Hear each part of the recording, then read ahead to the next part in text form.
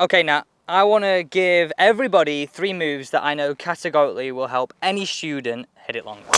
Right, Alex, so we've got 2 really simple exercises. Both can be done with the golf club. We're going to hit 1 to keep you in posture, making sure we get all those angles, and 1 to keep you a lot more active, more dynamic, and feel more powerful through the golf ball. And at the end, I've got 1 exercise that I want you to take straight out on the golf course. We're on the 17th here at Watcham Hall, and what a day this is. Now, if you're new to the channel, you'll know that this channel is powered by you, the viewer, and this 17th hole, in my opinion, is, well, should be the Shokin Nix one here. It is my nemesis. Let's get into the video. Okay, now hit me with exercise number 1. I'm going to be your student for these 2, so you guys can maybe have a bit of a laugh if I'm not going to struggle with them, I don't think. We're always going to have a bit of a laugh at Alex, that's standard. True. Right, first exercise, what we call a basic hinge in the gym. This is about learning to push the hips behind you.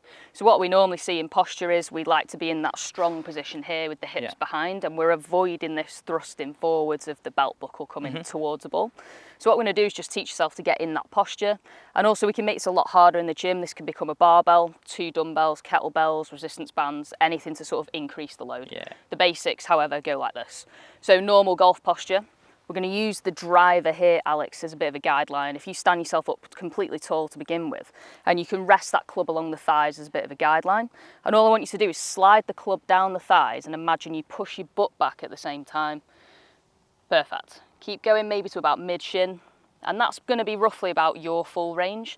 And one of the keys here, I think, if you hold yourself, Alex, for a second, is what people get wrong is they forget to flex the knee. So you can let this come forwards a touch, and there you should feel the hamstrings kind of loaded a little bit more. Yes. And a bit in the glutes. And then all you're going to do is try and keep those knees fairly flexed and allow the hips to start to push you forwards before the knees lock out.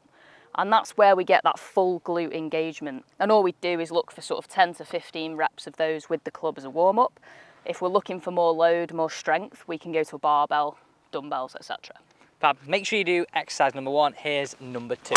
Okay, so exercise number 2, Alex. This is our drill we're going to use for a bit more mobility, a little bit of speed, just becoming a bit more dynamic and a bit more active through the swing.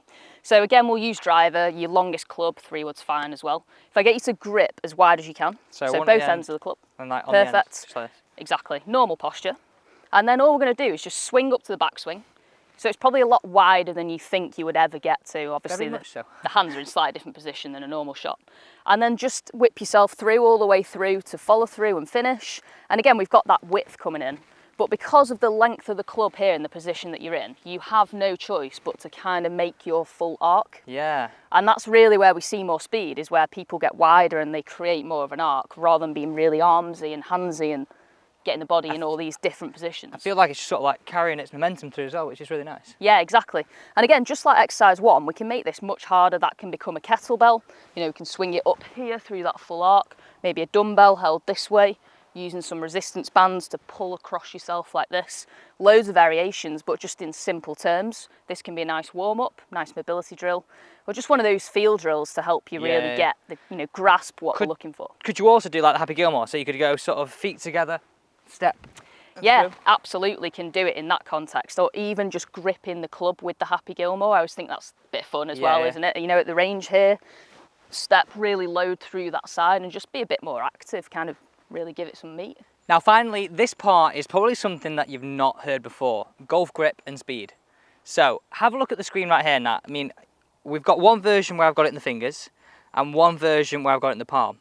You can see that, and now in the fingers I've got some leverage and I can whip that club through. In the palm, it's almost like my body's having to do a bit too much. Yeah, using the wrist angle a bit better, aren't you? You've got that sort of joint to whip through, use the speed rather than having to lean on it.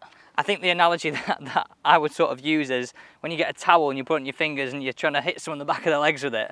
Yeah, you get a it's little like bit more remember speed. As a kid when you're getting told off and you'd be like, oh no, like running like that. 100%. You'd be fine if they went that way.